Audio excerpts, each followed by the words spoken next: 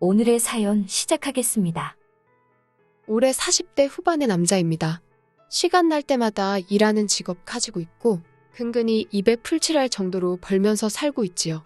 최근에 운동을 다녀왔다가 다리를 헛디디는 바람에 한동안 일을 할 수가 없어서 집에서 쉬고 있었습니다. 그런데 기간이 길어지니 돈도 벌어야 하고 문제가 많더라고요. 집 근처에 상가 건물 하나 가지고 있는 지인이 있는데 제 사정을 이야기했더니 그럼 한동안 건물 관리 좀 해달라 하더라고요.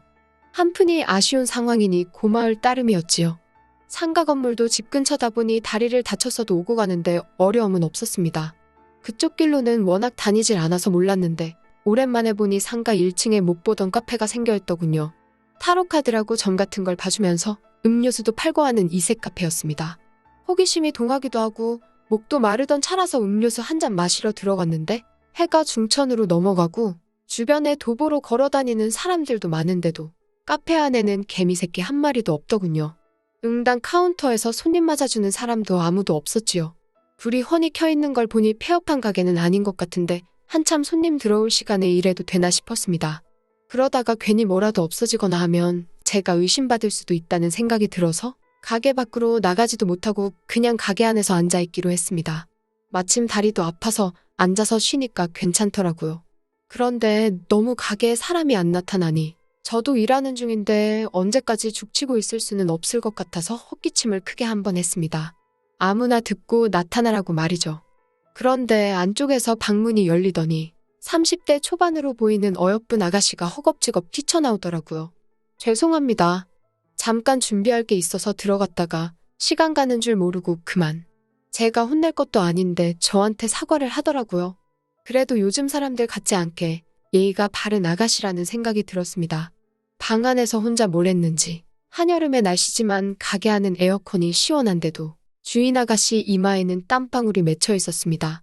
옷매무새도 굉장히 흐트러져 있었고 얼굴도 살짝 상기되어 있는 게 어디 뒤에 방에서 혼자 운동이라도 과하게 했나 싶더군요. 뭘 했는지 물어보고 싶었는데 손님인 제가 있는 걸 보고 엄청 놀란 건지 혼자 횡설수설하면서 정신이 없어 보이길래 아무 말도 하지 않았습니다. 건물주 부탁으로 당분간 가게 관리를 할 사람인데 못 보던 카페라서 음료수 한 잔 사 먹으러 왔다고 말해줬습니다. 음료수는 잘 모르니 달달하고 얼음 들어가서 시원한 걸로 한 잔 부탁한다고 했어요. 주인장 아가씨는 자기가 기다리게 만든 것도 미안하기도 하고 건물 관리 해줄 사람이면 앞으로 신세도 많이 져야 할 텐데 음료수는 이번에는 자기가 한번 쏘겠다고 말하더라고요. 아까는 횡설수설하면서 정신이 없어 보이길래 약간 덤벙거리는 성격인가 싶었는데 또 저를 응대하는 모습을 보니 똘망똘망한 구석이 있나 싶었습니다.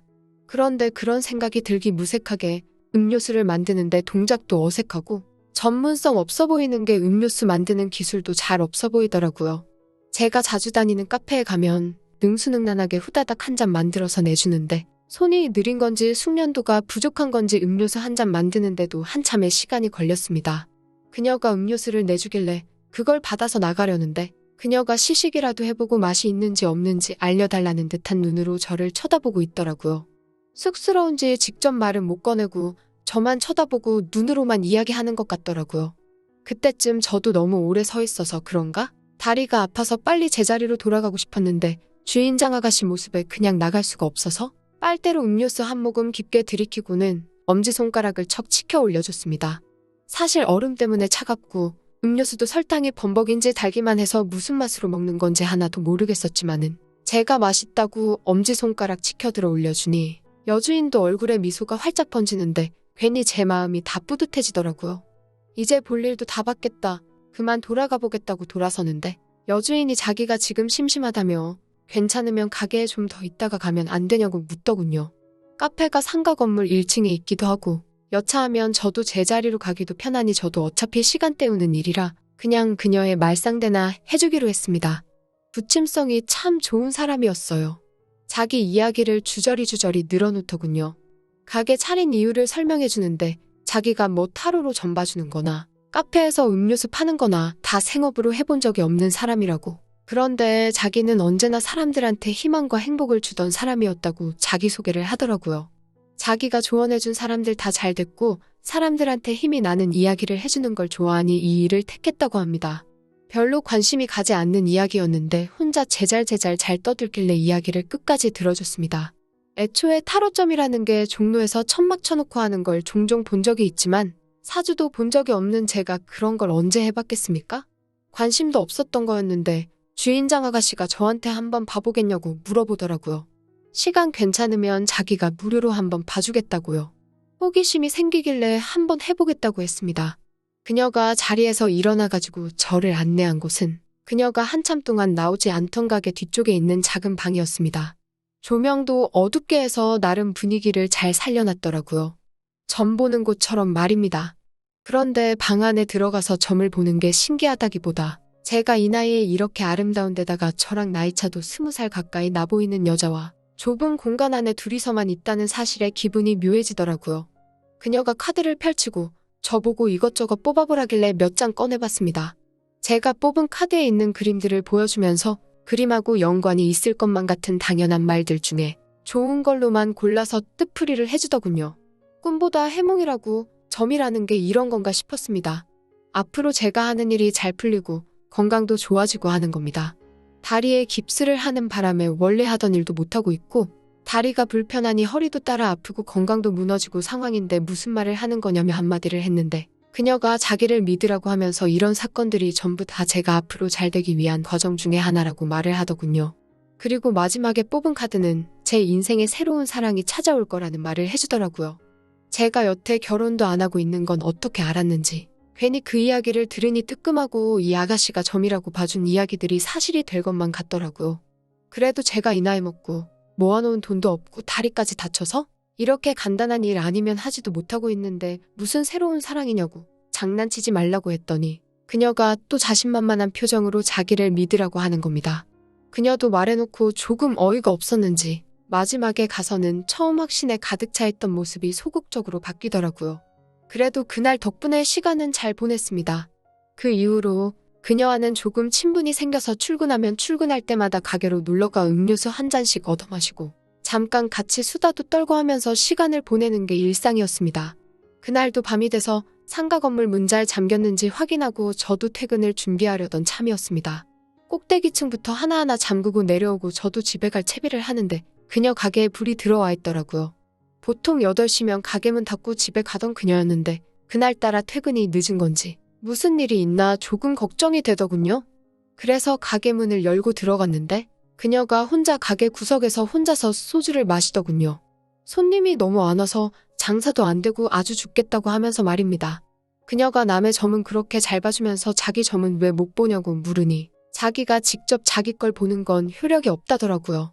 어차피 뜻풀이는 자기가 할 줄 아는데 그게 뭐가 중요하냐고? 그럼 내가 봐줄 테니까 카드 좀 뽑아보라고 했습니다. 그런데 그녀도 막상 자기 점을 보려고 하니 재밌어졌나 봅니다. 가게 문 잠그고 불 꺼놓고 온다고 그때 점 봐줬던 가게 뒤에 있는 방에 가서 준비하고 기다리고 있으라더라고요. 이번에는 서로 자리를 바꿔서 앉게 된 거죠. 그녀가 가게 뒷정리를 하고 들어오니까 저도 막상 제가 봐준다고 했는데도 불구하고 긴장이 되기 시작했습니다. 거기에 오늘은 그녀가 혼자서 소주도 2병이나 마셔서 혀가 살짝 고부라져 있으니 더 긴장이 되는 상황이었지요. 그녀가 카드를 뽑고 나서 스스로 나름 해석을 하려고 하길래 제가 점 봐주기로 하지 않았느냐고. 그리고선 제가 스스로 카드를 읽어서 해석해줬습니다. 그림하고 연관된 비슷한 좋은 이야기 해주면 그녀한테 충분히 응원이 될 거라고 생각했어요. 어차피 꿈보다 해몽 아니겠냐고 하니까 그녀가 눈물을 흘리면서 갑자기 테이블 너머에 있는 저한테 와락 안기더군요. 저보고 마음 씀씀이가 너무 좋다고 덕분에 힘이 된다고 하면서 말입니다. 사실 그녀는 이 일을 시작하기 전에 했던 일이 남한테 조금 말하기 껄끄러운 직업이었다고 합니다. 어찌요? 돈 벌었는데 배운 것도 없고 할 줄 아는 것도 없는데 그쪽 일은 다시 하고 싶지 않았다고 하더라고요. 그때 일하면서 남자들한테도 많이 데이고 돈도 떼이고 하면서 산전수전 다 겪었는데 가끔씩 오는 손님들 중에 자기한테 안기고 힘을 받아가는 사람들이 있는 걸 보고 다른 사람들한테 희망을 주는 일을 하면 좋겠다는 생각을 했다고 합니다. 그래도 그렇지 이렇게 실력도 없는 사람이 점 봐주고 카페 차리는 건 조금 아니지 않나 싶었습니다. 그보다 보는 눈은 없었지만 너무 가깝게 붙어 있다 보니 제가 부담스럽고 남사스러워서 조금 떨어져 앉자고 했습니다. 그런데 그녀가 마지막 카드를 가리키더니 자기한테도 사랑이 찾아온다는 점괘가 나왔다면서 이제 생각해보니 저한테 찾아오는 사랑, 그리고 자기한테 찾아올 사랑이 우리 서로가 아니지 않겠냐면서 우리는 운명으로 이어진 사이가 아니겠냐고 하더라고요. 그녀 숨결에 조금씩 묻어나오는 술 냄새 때문에 저도 정신이 아찔해져서 더는 참을 수가 없었습니다. 가게 문은 안에서 잠궈 놓았기에 다음 날 아침에는 그녀 카페에서 곧바로 출근할 수 있어서 편했네요. 그리고 한동안은 그렇게 일과가 끝나면 항상 둘이 붙어서 지냈습니다. 50을 바라보는 노총각과 30대 초반 사회생활 경험도 없는 젊은 주인장의 만남이라니 솔직히 남한테 보여줄 만한 관계는 아니었지요. 그래서 어디 밖에 나가지는 않고 항상 문 안에서 걸어 잠그고 불 꺼놓은 그녀의 카페 안이 우리의 데이트 장소였습니다. 매일같이 만났지요. 어느덧 저도 다리에 깁스를 풀게 되었고 건물주도 새로운 건물관리인을 구해 저도 제 본업으로 돌아가게 되었습니다. 저는 그녀가 저와의 만남이 그저 기분을 풀기 위해 만나는 짧은 사이라고 생각했는데 그녀는 그때 눈물까지 보이면서 그냥 여기 남으면 안 되겠냐고 하더군요. 그렇게 저는 깁스를 풀고 다시 배달업으로 돌아가지 않았습니다. 대신 그녀의 가게로 출근을 하고 있습니다. 손님은 여전히 없지만 둘이서 보내는 시간이 더 길기에 저한테는 나쁠 게 없습니다. 허나 벌이가 서로 없다 보니 결국 저는 다시 밤에는 배달업을 하면서 모자란 수입을 메꾸고 있지요. 그래도 나름 결혼을 했다면 이런 건가 싶을 정도로 즐겁게 지내고 있습니다. 인생의 이막이나 마찬가지인데 후회 없이 그녀와 즐겁게 살아보려고 합니다. 또 찾아주셔서 감사합니다. 매일 새롭고 흥미로운 사연으로 찾아뵙겠습니다. 구독과 좋아요 잊지 마시고 다음 사연으로 다시 찾아뵙겠습니다. 감사합니다.